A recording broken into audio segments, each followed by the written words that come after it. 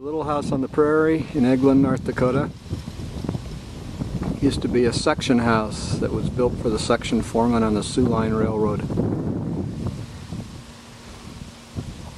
And this house was all along those tracks you see up there. You hardly see them. Down the road that way.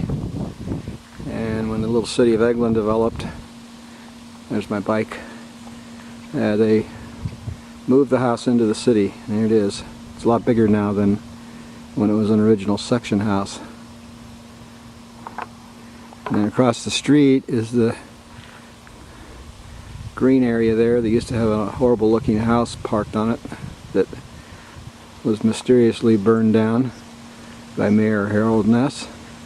There's an old abandoned house right there that kind of looks like the one across the street did.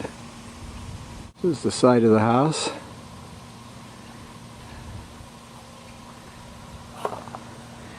There used to be a garage about where that car's parked, I believe, that Sharon pulled off when she redid the house to make it look like it did when she lived here. That driveway was paved. Now she took the pavement out and put gravel in, which is the way it was when she was here. Restored all the original windows that you see there.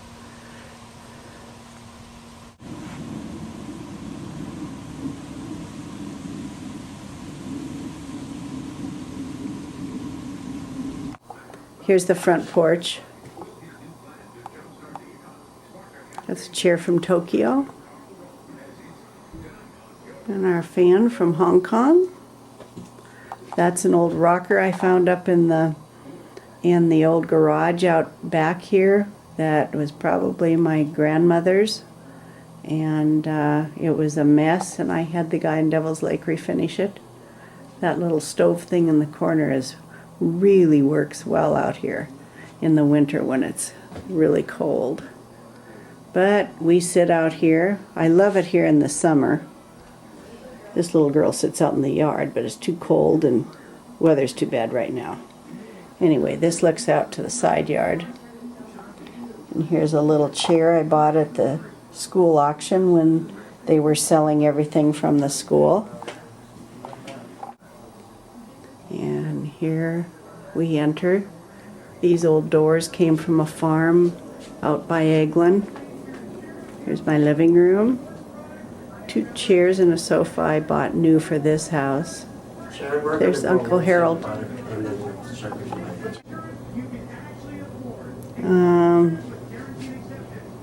Here's a little secretary I bought somewhere. Antique store, I think. Or a garage sale, I don't know. Here's the floor that they refinished for me. See all the nail marks? Because there was another floor on top of it. Here's a little wicker chair I had in. Someone, Renee, make a cover for it. That little table, I love the table. Bought it in Costa Mesa for $50 at a garage sale. And had the guy in Devil's Lake finish it for me. These are the drapes that I did. I love them, with my prisms in the window. This is from Hong Kong. There's a little birdhouse made like the elevator in Eglin that Uncle Bobby made for me. Catherine Maynor painted the picture, which I always thought looked like my kids. There you can see the dining room. But over here to the left is the room, Mom and Dad's old bedroom. And this is where my mom and dad always slept when they came. This furniture is from Tokyo. On the dresser here is a picture of Grandma Reet and Grandpa Marvin. This was their house, and that is their wedding picture. This is a nice little room. That door goes down to the cellar, and I tend to keep it closed. Well, my fan is still on in here, and I'm not going to go in the bathroom because I'm busy cleaning in there right now. This over here, by the way, this little cabinet that's where the old pot sat. That's where in the winter we would go to the bathroom in here. and a indoor toilet that sat on the floor right there. In fact, you can still see the marks on the floor where the circle where the pot sat. And we'll go into, Bill asked me to do this and I didn't clean up first. Here's my little dining room out to the side yard, and here's the tea cart I used to have in Costa Mesa. This is the top of the piano that was at the Crocus School, and I found it out behind a house here, and they burned the house and the piano burned too, but I salvaged it, hung it on the wall. And then we go into the kitchen. And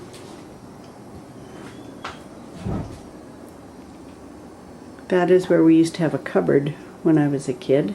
Now I have my refrigerator and a little hutch. My refrigerator when we lived here, I think, was right there on this wall. I've got a little chopping block.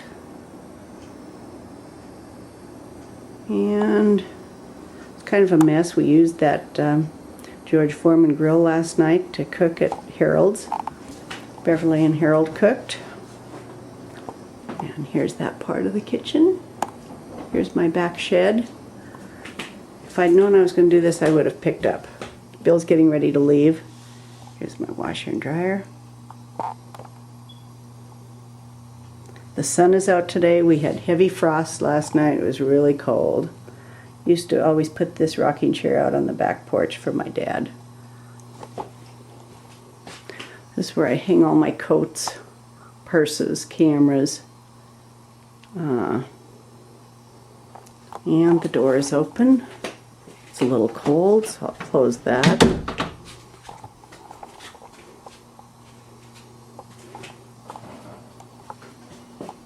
And then you go upstairs.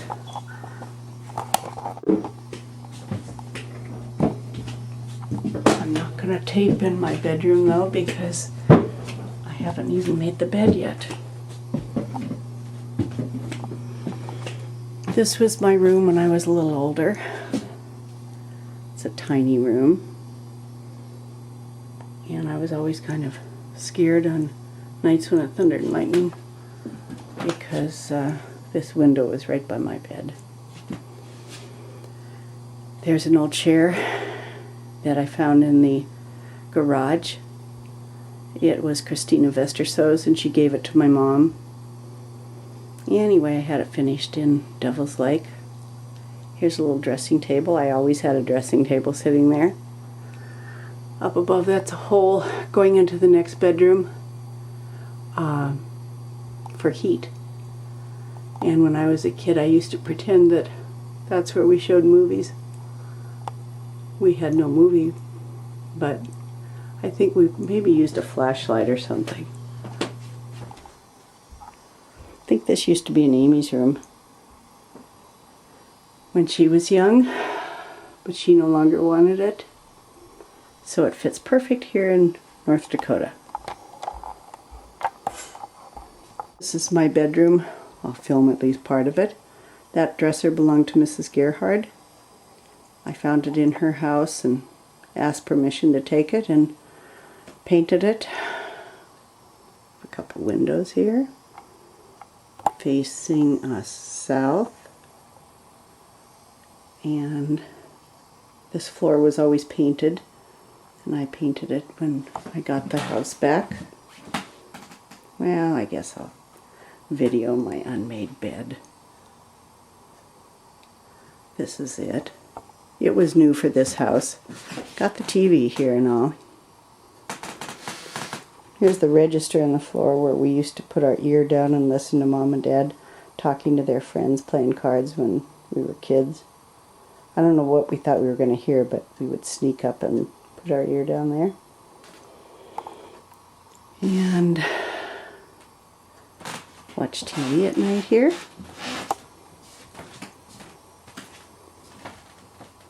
There's where I do my hair in the morning when I'm staying here.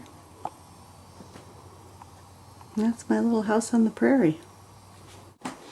These windows are the windows where Pammy Lockhart and I sat and watched as my parents had the sale and sold all of our belongings when we moved to California. We sat up here and looked down in the yard. It was full of people and all of our stuff was out there. My mom's old sewing machine and everything.